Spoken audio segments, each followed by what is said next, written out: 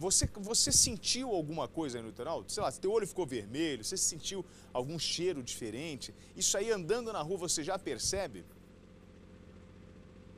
Percebe sim, William. Quanto mais próximo a gente chega do local exato onde o incidente aconteceu, mais forte é o cheiro e não tem chuva que faça isso passar não, porque a cortina de fumaça continua bastante alta e intensa. Agora, como isso tudo teria começado? As informações preliminares da Codesp apontam que um dos contêineres que estão dentro desta empresa estaria carregado com esse ácido que, ao entrar em contato com a chuva, acabou provocando uma reação química e aí sim deu início a uma forte cortina de fumaça. Com isso, outras substâncias químicas foram formadas depois dessa reação e aí sim houve uma faísca e pelo menos 12 contêineres que estavam em volta desse inicial acabaram pegando fogo e aí sim a grande preocupação, já que recentemente nós tivemos um caso bastante alarmante aqui na Baixada Santista, como a gente já relembrou, que foi o incêndio na Alemoia. Então houve pânico aqui no distrito de Vicente de Carvalho, as pessoas começaram a abandonar as casas, foram muitas as ligações que nós começamos a receber desde o meio da tarde, com pessoas reclamando que estavam passando mal, então o pânico se instaurou por aqui ontem, mas desde o finzinho da tarde o Corpo de Bombeiros já tenta tranquilizar as pessoas aqui da região, porque, como a gente disse, o incêndio já foi controlado. O problema agora é conter o vazamento químico que ainda continua, William. Ô, Gabriel, e você falou muito bem sobre essas informações que estavam circulando ontem à tarde. E quando surgiu esse vazamento e as primeiras imagens, falavam em vazamento de amônia, né, que seria um risco muito grande. Mas agora não. Qual é o nome da substância que vazou, Gabriel? A substância é comercialmente conhecida como ácido dicloroisocianúrico de sódio. Ela é utilizada aí para a fabricação de produtos alvejantes e também para a limpeza de piscinas. Se fosse a amônia, a situação realmente seria muito mais complicada, mas ainda assim, de acordo com especialistas que nós entrevistamos, essa substância, se entrar em contato com a população, pode sim causar sérias alergias, problemas nos olhos e principalmente nas questões respiratórias, que é o que aconteceu com pelo menos cerca de 72 pessoas que foram atendidas em postos aqui na região. Gabriel, eu queria aproveitar a oportunidade, você que está acompanhando a gente aqui em São Paulo, o Brasil inteiro vai começar a receber o nosso sinal. E eu queria dar um bom dia. Eu vou colocar uma vinhetinha para dar bom dia para o resto do Brasil. Coloca a vinhetinha aí.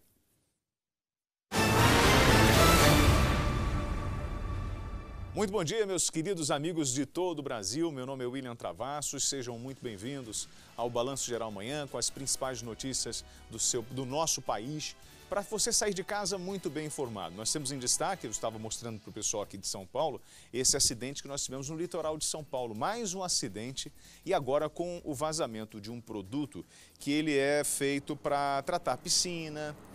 E o Gabriel Rodrigues, nosso repórter, ele está no local para trazer informações a respeito desse vazamento. Porque as pessoas ontem, isso aconteceu na tarde de quinta-feira, e as pessoas começaram a sentir uma ardência nos olhos, dificuldade de respirar. Pelo menos 50 pessoas passaram mal e essa fumaça começou a tomar conta do litoral de São Paulo. Pelo menos em 3 cidades, né? Em São Vicente, Santos e no Guarujá. E aí, num primeiro momento, tinha informação de vazamento de amônia, mas não, é um outro produto, é um produto utilizado para a piscina que o Gabriel, esqueci o nome, repete qual é o nome do produto mesmo, Gabriel? Ácido dicloroisocianúrico de sódio, William. Que é utilizado para tratar piscina. Exatamente, ele pode ter uma série de utilizações aí na indústria. Ele pode também ser utilizado para a limpeza de piscinas, mas também para a fabricação daqueles produtos alvejantes. De acordo com os especialistas, assim que esse produto entra em contato com a água, ele solta outras substâncias que agem como alvejante. Agora, como você falou aí sobre a questão da fumaça atingir outras cidades da região, essa é uma grande preocupação por aqui. A chuva que ela poderia ter vindo única e exclusivamente para ajudar, acabou um pouco atrapalhando, porque junto com a chuva aqui nessa região de serra e também de mar, acaba tendo muitos ventos e aí a fumaça foi se espalhando pelas cidades, William. É claro que essas empresas, elas geram emprego na região, imposto, dinheiro para o município. Agora, você viver com o risco de uma explosão o tempo inteiro, já é o segundo grande incêndio que nós mostramos, né? Nós tivemos, qual é o nome daquela outra, da outra empresa, você lembra, Gabriel? Na Ultracargo, aconteceu em abril do ano passado. Em abril do ano passado, que foram imagens impressionantes, e agora voltamos com um novo acidente, né? E aí a pergunta é, a CETESP, que é a Companhia Ambiental do Estado de São Paulo, ela já sabe o que provocou o incêndio? Foi a famosa reação química, a chuva entrou em contato com o produto e aí explodiu? Exatamente, William. Um dos contêineres estava carregado com essa substância que a gente vem falando desde cedo, que é o ácido de cloro isocianúrico de sódio. E assim que ela entrou em contato com a água da chuva, houve uma reação química, a cortina de fumaça teve início, houve também uma faísca, o fogo começou e pelo menos 12 contêineres foram atingidos. Esse aqui é o terminal número 1 do Porto de Santos, que é o maior da América Latina, está situado no distrito de Vicente de Carvalho, no Guarujá, e toda a operação nesse setor foi cancelada. O restante do porto continua funcionando normalmente, mas essa área ainda permanece isolada. Neste momento, homens do Corpo de Bombeiros e brigadistas fazem o trabalho de isolamento da área, porque além destes 12 contêineres atingidos, existem uma série de outros contêineres e outros objetos que estão aí altamente inflamáveis e também produtos químicos, e por isso essa área está sendo isolada, esses objetos estão sendo retirados de perto para que não aconteça uma tragédia ainda maior por aqui. Como a gente vem falando desde cedo, o fogo já foi controlado, mas ainda tem muita fumaça saindo do local porque o vazamento químico continua, William. E o Gabriel Rodrigues está com um representante do Corpo de Bombeiros para falar sobre a situação de momento. Gabriel. Exatamente, William. Só atualizando a situação para quem nos acompanha, exatamente 66 pessoas já atendidas aqui na região por conta de intoxicação ou porque passaram mal devido a essa grande fumaça. Pelo menos até este momento o incêndio está controlado, mas não foi completamente apagado, e é sobre isso que eu converso com o Tenente Marques, responsável aí, o porta-voz do Corpo de Bombeiros por essa operação, que explica pra gente qual que é a situação de momento lá dentro e qual que é a principal dificuldade do trabalho de vocês. Bom dia. Bom dia, William.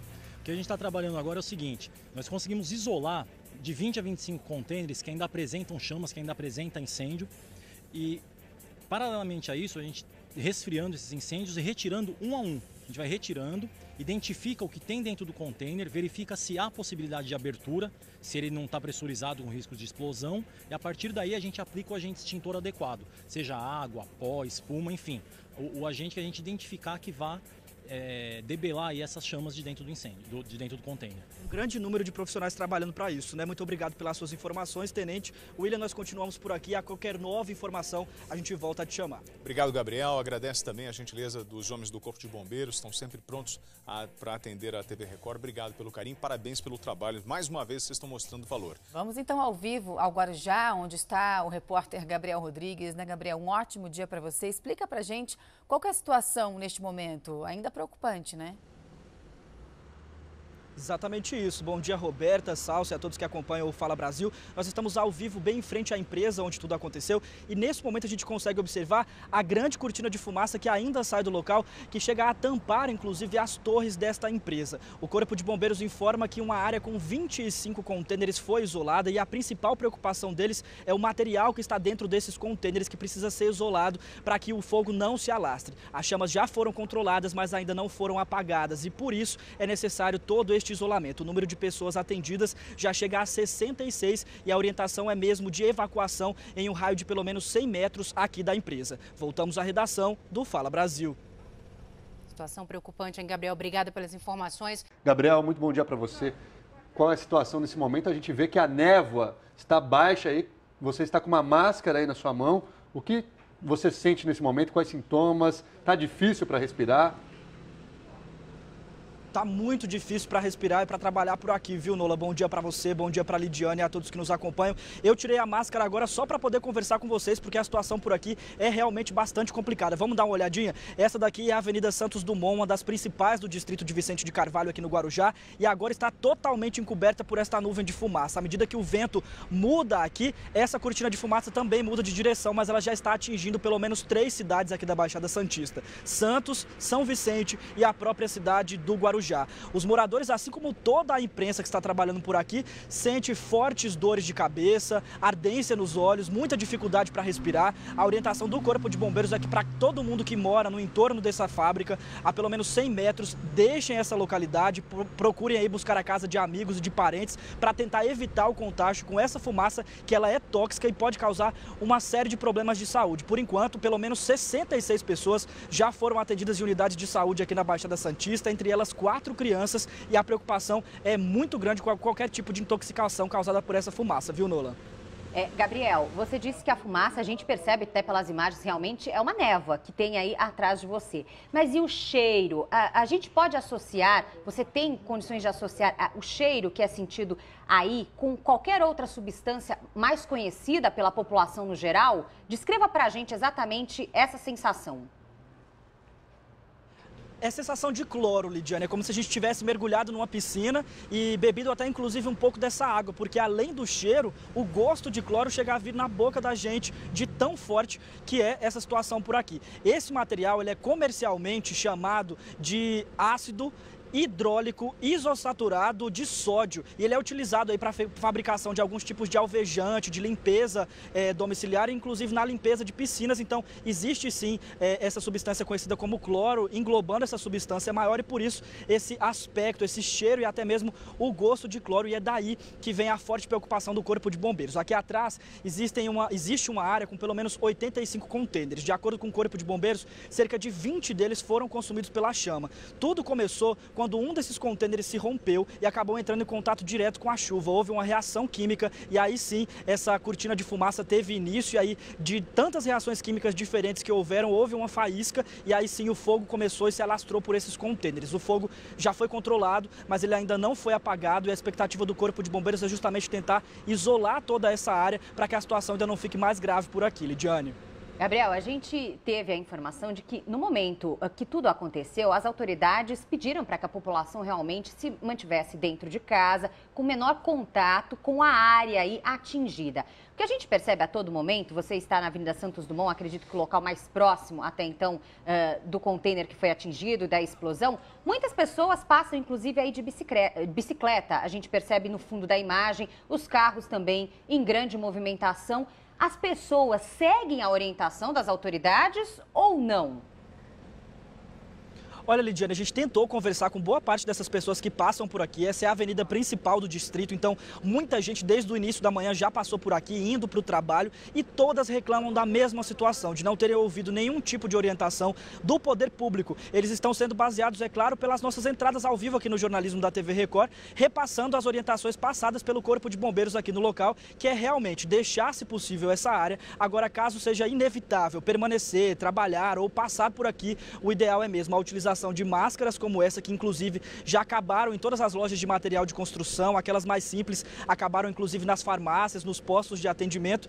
E se ainda não for possível comprar esse tipo de máscara, que a pessoa tente isolar a respiração com algum tipo de pano, que eles permaneçam com as casas fechadas para evitar que toda essa fumaça acabe entrando no interior da residência e causando um dano ainda maior, Lidiane. Ô Gabriel, agora o fogo já foi controlado, mas existe ainda o risco de novas explosões?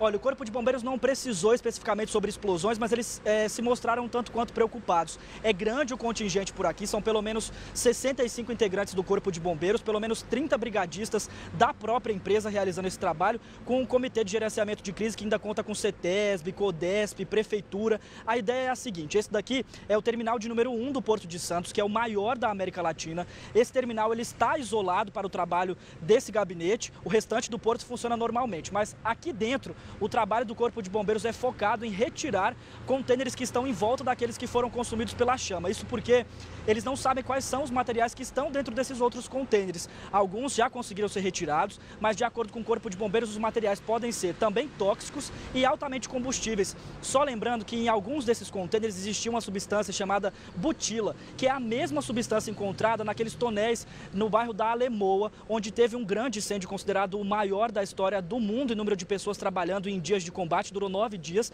foi na outra extremidade do porto, do lado que fica já na cidade de Santos. Então a preocupação é justamente essa, não deixar que essa situação aqui se assemelhe à do Porto de Santos, e por isso a retirada desses materiais, sem mesmo que se saiba o que tem dentro desses contêineres. A área foi isolada, o fogo ele já foi controlado, mas ainda não foi apagado, e a preocupação é justamente essa, que as chamas acabem se alastrando para esses outros contêineres que estão em volta.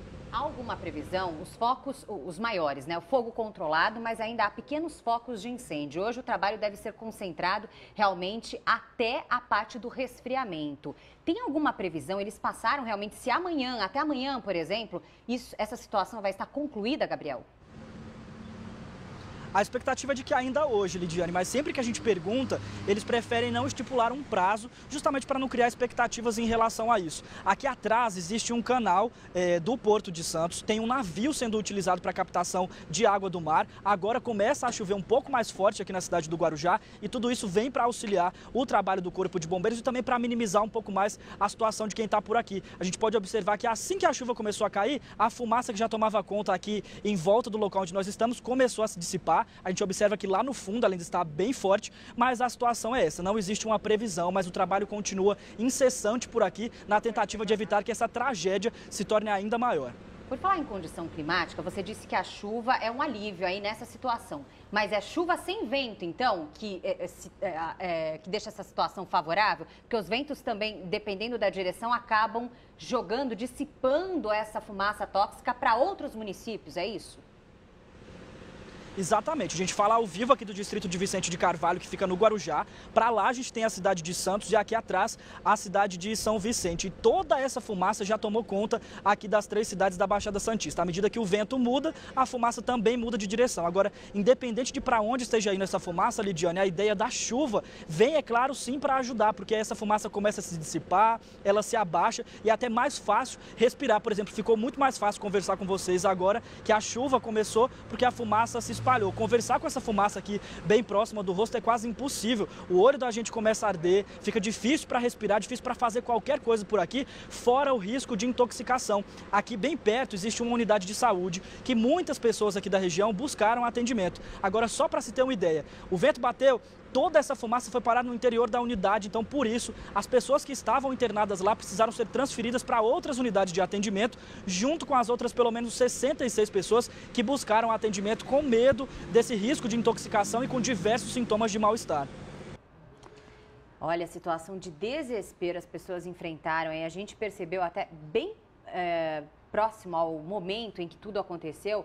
Nossas repórteres aí com máscaras, a população também, o sofrimento das crianças que têm problemas respiratórios, pânico realmente é o que enfrenta o pessoal do litoral paulista. E a gente volta aqui com o Gabriel Rodrigues, que está lá no Guarujá. Ô, Gabriel, me fala o seguinte, o Gabriel que já está, inclusive, com a capa de chuva, apertou um pouquinho a chuva por aí, né, Gabriel? A gente viu na reportagem aí, você teve contato aí com a população, qual que é o sentimento? Eles estão indignados? A população está indignada? Com certeza, viu, Nola? Principalmente por esse aspecto do que poderia ter sido evitado para que uma tragédia como essa não voltasse a acontecer aqui na região. A gente sabe, como bem lembramos agora há pouco, que no mês de abril do ano passado houve um incêndio semelhante, é claro, de maiores proporções, na mesma área do Porto de Santos. A diferença é que aqui nós estamos no Terminal 1, que fica do lado do Guarujá, e a situação anterior aconteceu do lado de Santos. Agora, desde aquela época, a população aqui da Baixada Santista cobra por alguma atitude do poder público em relação a novas medidas de segurança para evitar que tragédias como essa aconteçam. Agora, além dessa indignação da população, eles também se demonstraram muito preocupados com tudo isso, pelos riscos causados à saúde. Como você disse, eu troquei agora nesse momento a máscara pela capa de chuva, porque a situação da fumaça ficou um pouco mais tranquila. Vamos dar uma olhadinha de novo como é que tá por aqui. A chuva já fez a fumaça se espalhar, o vento que foi trocando de direção empurrou essa fumaça para o outro lado e, pelo menos por enquanto, a situação ficou um tanto quanto mais tranquila por aqui, viu, Nola? Quando a gente começou a conversar, Gabriel, essa fachada da empresa, mostrando o nome Local Frio, estava realmente completamente coberta pela fumaça. Agora, como você disse, a chuva acabou dissipando essa substância para outro local, enfim, suavizou aí, amenizou a situação. Por falar em local frio, algum representante da empresa, algum pronunciamento está previsto para acontecer um posicionamento do estabelecimento? Por enquanto ainda não, Lidiane, e é esse outro motivo de revolta da população. Até porque essa máscara, por exemplo, que eu estava utilizando agora há pouco, ela não foi entregue pela empresa como é o que gostaria a população aqui do bairro que tivesse acontecido, que a empresa tivesse procurado as pessoas para dar qualquer tipo de orientação, mas todo mundo que a gente conversa reclama da mesma coisa, da falta de informações da empresa e do poder público, contando apenas com o que a gente da imprensa repassa por aqui. Essas máscaras, na verdade, foram compradas por moradores aqui da região que viram a dificuldade da gente, porque nós chegamos a procurar essas máscaras em casas de materiais de construção, em farmácias, e não conseguimos encontrar porque todo mundo desde ontem já saiu desesperado para comprar essas máscaras. Então, com a ajuda da população é que nós continuamos por aqui tentando passar essas informações, mas eles, é claro, sempre muito revoltados com a falta de informações e principalmente de orientações do que poderiam fazer nesse momento de crise, Lidiane. Gabriel, você sentiu algum dos sintomas relatados aí pela população? Geralmente o que foi relatado? Náuseas, irritação nos olhos, tonturas. Você teve algum sintoma desse tipo desde que você começou a cobertura aí no local?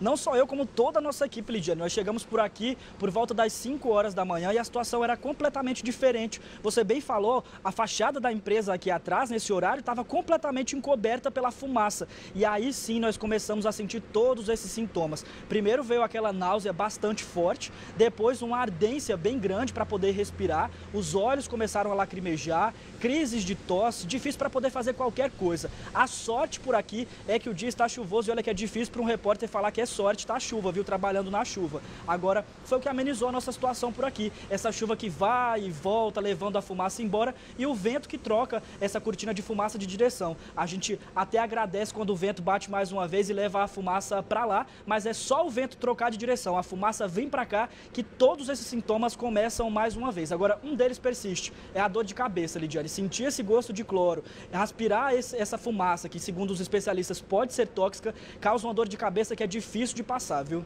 Gabriel, sobre interdições aí nas avenidas próximas, nas rodovias, alguma informação? Está tudo liberado ou não? Olha, essa aqui que é a Avenida Santos Dumont e a rodovia Padre Manuel da Nóbrega, que é uma das principais ligações entre as cidades da Baixada Santista, elas chegaram a ser interditadas bem no comecinho, quando tudo aconteceu, ontem por volta das 3 horas da tarde, mas foram liberadas logo em seguida. Vamos falar agora um pouquinho sobre a questão ambiental, que é o que vocês estão perguntando aí na enquete também. Lembrando que no caso que aconteceu o ano passado, em abril, a empresa que fica do outro lado, que é a Ultracargo, ela foi multada 2 vezes, uma pela CETESB e uma outra pela Prefeitura, uma multa que ultrapassa os 20 milhões de reais. A expectativa agora é com o resultado dos estudos feitos pela CETESB aqui dentro. Funcionários da CETESB vieram aqui para a sede da empresa pouco depois que o acidente aconteceu e estão realizando esses estudos para saber se houve algum tipo de impacto ambiental, além dos danos causados à população, e isso, é claro, pode sim gerar multas para a empresa. Só lembrando que aqui atrás existe um braço do canal do Porto de Santos, tem um navio retirando água do mar, então é uma proximidade relativamente pequena entre o local onde tudo aconteceu e esse braço do canal de Santos, então por isso a necessidade de um estudo. Agora, se isso for concretizado, a empresa, além de pagar essa multa pelas questões ambientais, ainda vai ter, é claro, que indenizar esses moradores aqui da região e arcar com uma série de outros custos em relação a esses danos que foram causados aqui para os moradores da região, viu? Tá ótimo, Gabriel. Olha, nós agradecemos muito a sua participação aqui, o empenho, não só seu, como de toda a equipe que está aí usando máscaras, os equipamentos para tentar proteger a própria saúde, mostrando aqui na tela do Link Record News prestação de serviços. Obrigada. Lembrando que você pode voltar a qualquer momento durante a nossa programação, assim que achar necessário, que tiver mais novidades e atualizações sobre o caso.